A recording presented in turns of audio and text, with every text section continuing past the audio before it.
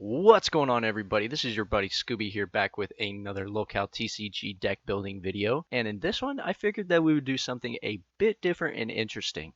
So over the past 2 weeks, I have been interviewing a bunch of our great LolCow TCG artists. And so I figured I would take all the cards that they have made and put them into a deck and see what happens. Let's go ahead and get started. So starting off, we are going to be going for our 5 cards that we are allowed 1 per deck. That would be Pot of Mead, Server Outage, Happy Thanksgiving, Raxmas Arrives, and Pickle Quest. And next up we have the card that we are allowed 2 per deck, that being the Vitamin CWC. And for this deck we're going to be doing a little different. Usually I like to go for the 2-player Scribe art, but I figured I'd change it up a little bit and let's go for the Volume 1. So now that we have these cards out of the way, let's go ahead and move on to our artist Trap, Magic, and Trickery cards. So first up on the chopping block, we have 2 Disorder in the Courts that were drawn by Artic, 2 Blow the Bullhorns which were drawn by Warbler, 1 You Touch the Poop drawn by Bendy, and 1 Do You Own This Card or Do I drawn by Kevin Jorn. So now that we've got our artist cards out of the way, let's go ahead and move on to our other Magic and Trickery cards that we're going to be adding into this deck. And of course, you know we have to start it off with 2 Do-Whats, 2 Raxian Rages, 2 Shattered Dreams, and 2 Conway Chili Slot Massacres, 1 Flip the Bird, and 2 Goat Wires. Alrighty, now that we've got these cards out of the way, let's go ahead and move on to our Den cards that we will be using for this deck. So let's go ahead and start it off with 1 Puff Cemetery and 1 Clockwork Dreamhouse. And now that we've got all of these cards out of the way, before we move on to our character cards, let's just quickly go over each of these. So starting with these 5 up here, these are all limited to 1 per deck, that being the Pot of Mead, which allows you to draw 2 cards, Server Outage, which completely wipes the playing field, Happy Thanksgiving, which if you whistle loudly, you can place all LolCow type characters from your scrap pile back onto the field. Raxmas Arrives, which allows you to draw 3 cards, gain 50 life points, deal 50 damage to any other player's life points, and also scrap any target character on the field. And then last but not least, we have the Pickle Quest, which allows you to search your deck for any card that you want and add it to your hand. Next up on the block, we have the card that we are limited to 2 per deck, that being the Vitamin CWC, which allows you to draw X amount of cards, and X means however many tapes that you would like to play for that. So it could be 2, 4, 6, however many you have. Then lose 25 life for each card drawn, or you can deal 20 damage, X again being the amount you want to pay, to any character or den. And next up we have Disorder in the Court, which would prevent all damage that a target character deals that turn. Moving on to our magic cards, we are starting off with the Below the Bullhorn, which allows you to search your deck for any LolCow card with a tape cost of 3 or less and put it onto your side of the field in the spun position. And next up we have the magic card You Touch the Poop, drawn by Bendy himself, which allows both players to ban a card of their choice on their side of the field, starting with your target opponent.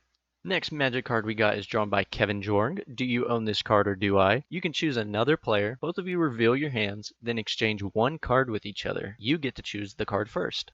A card not drawn by an artist, but I figured it would fit good in this deck, is Flip the Bird, which you flip the bird at up to 2 characters your opponent controls, and you can return them to their owner's hand. So this is kind of similar to a Do-What because you're allowed to pretty much negate any card that is currently on the field, whereas with Do-What, it's as your opponent is placing the card is whenever you would call it out. Next up, we got Shattered Dreams, a Trickery card, which allows you to just draw 1 card, spin target character, or scrap a target item. Next, we have a Goblin Trickery card, Do-What, which allows you to negate any card your opponent plays from their hand, then send it to their scrap pile. So again, very similar to Flip the Bird. And next up we have a Raxian Rage Trickery card. This actually cannot be played in a deck that has scribes, and we are going to be using a LolCow deck, so we are allowed to use this one. You're allowed to deal 50 damage to any target, or you can pay an additional 5 tapes to do 100 damage instead. So in total 6 tapes to do 100 damage. And next up we have one of my personal favorite Goblin Trickery cards, that being the Project Goat Wire.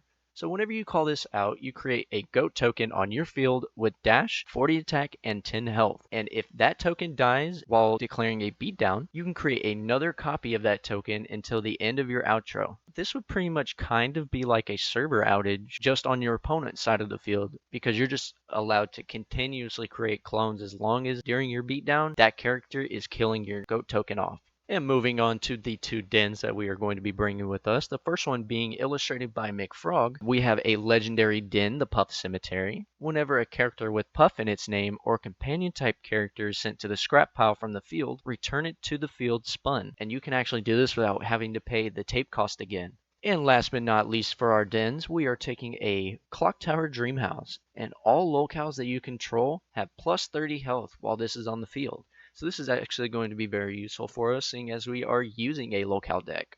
Moving on to the cards illustrated by people that I have interviewed, let's go ahead and start with Kevin. We are going to be doing 1 Boogie Kong and 2 Puff the Beardy. Moving on with Warbler, we are going with 2 of the Bugs, 1 Fat Man Wings, 2 of the Santa Bugs, 1 Water Wings of Redemption, and 1 Super Tipster Bro. Moving on with McFrog, we're going to be doing 1 Dr. Diddlespecs. And next we have Bendy with 2 Dannibal Lectors. And from our latest artist interview, Artic, we are going to be taking 2 Primetime Dandersons, 2 Gunts, 2 Bo Blacksik Avengers, 1 Genshin Guapa, and 3 Bug Irons. And for our next character cards, we are going to be doing some that I have personally chosen that I feel will help this deck. Let's start it off. We have 2 Puff Beardy in the Skies, 1 Nikocado, 3 Homeless Mustards, 2 Airsoft Chunguses, and 1 Savior and Creator. Starting from the top going left to right, we have a Puff Beardy in the Sky. So this is a 1 tape cost with a 20/20. And it actually has Leap on it. And the reason why we are bringing this is because it pairs very well with our Puff Cemetery. Whenever a character with Puff in its name is sent to the scrap pile, return it to the field spun. So essentially, we could just keep resurrecting this guy for free. And especially with that Leap ability, very nice. And next up, we got a Nikocado the Great Devourer. He is a very nice card with a 5 tape cost. While this character is on the field, all your characters deal combat damage equal to their health instead of their power. So that would mean that 100 health that he has, he actually does 100 damage to whoever he declares a beatdown on. And the reason why we are bringing this Nikocado is because he has Chungus in his name, which pairs very nicely with this Conway Chili Slot Massacre, seeing as whenever you play this, it scraps all non-Chungus type characters on the field. Next up, we got a Homeless Mustard. He is a 1 tape cost, and when this enters the field, you gain 30 life points by saying you hit my bike. Personally, one of my favorites and one of the few cards that gives life points whenever it is called onto the field. And keeping the same trend, we have a Airsoft Chungus. When this enters the field, you instantly gain 100 life points since we don't do the dollar exchange over Tabletop Simulator. And another cool thing about him, he's also a Chungus. So that means this Chili Slot Massacre would not scrap him from the field. Moving on with our first artist drawn character card, we have a Dr. Diddlespecs. When this enters the field, you can choose one of the following. Violence, deal 30 damage to a target character. Speed, so that means they would gain dash. Or Momentum, so that you can draw 2 cards. And with a 5 tape cost, an 80/90 is not that terrible. Moving on, we have a Primetime Danderson with a 3 tape cost and a 60/60. He has dash and he cannot be intercepted by more than 1 character.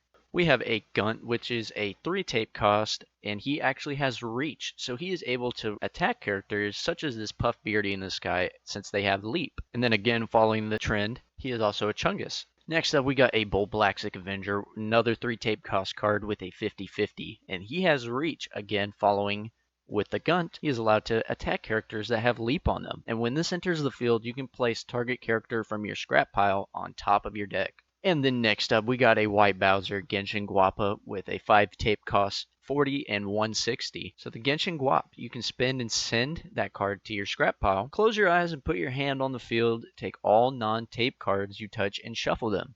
Split the piles in 2 and have an opposing player choose one. The chosen pile of cards stay in play, and the other pile is sent to their owner's scrap pile. So this could be used to help you get a bunch of character cards back on the field if you have a lot in your scrap pile. Another card, which is one of my personal favorites, the Bug Iron Gunslinger. With a 3 tape cost, he has a 40 attack and 100 health. The reason why I like this card so much is due to his ability. So once per turn, that could be during yours or your opponent's turn, you can say pew pew and cancel a beatdown that your opponent declares. And you can do this on each turn. Next up, we got a CW Chan Savior and Creator with a 4 tape cost, and we're not really going to be using this for the card itself.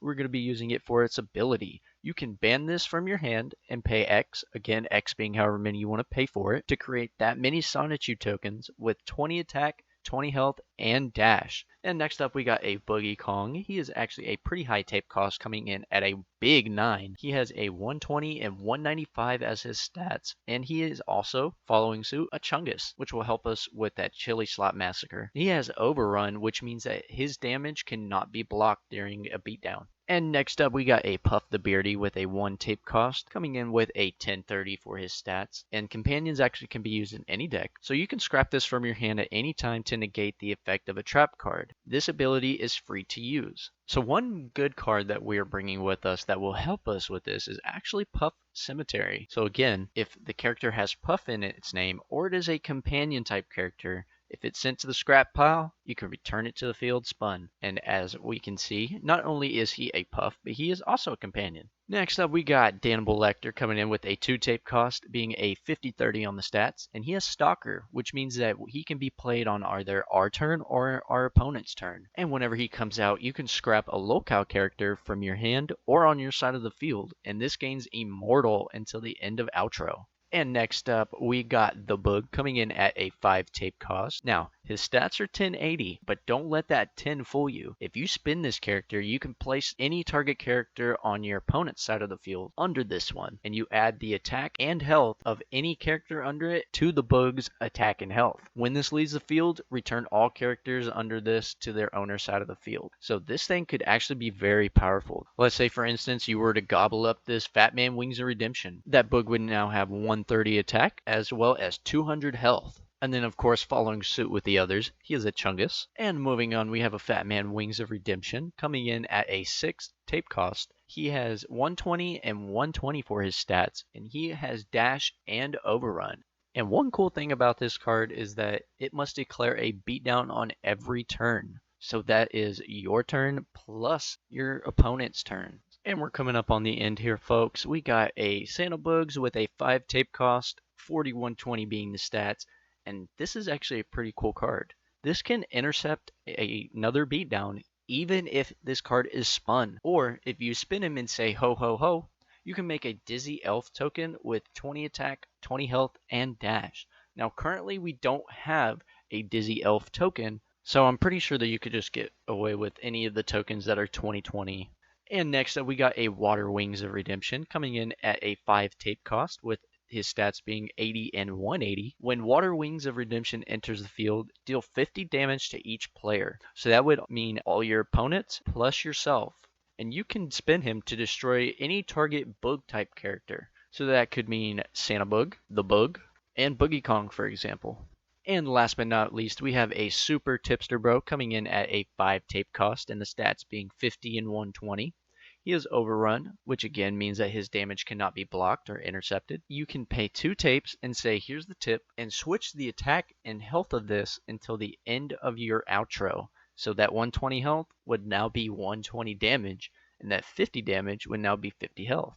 All of our artists have done so much great and amazing work that I just wanted to really showcase this into a deck that hopefully people could use and learn more from. So here's just a quick overhead view of all the cards that we've collected today, some being drawn by artists that I have interviewed and some not. I really think that this deck could have some real viability in gameplay. It all just comes down to remembering how the cards work and which ones they pair with.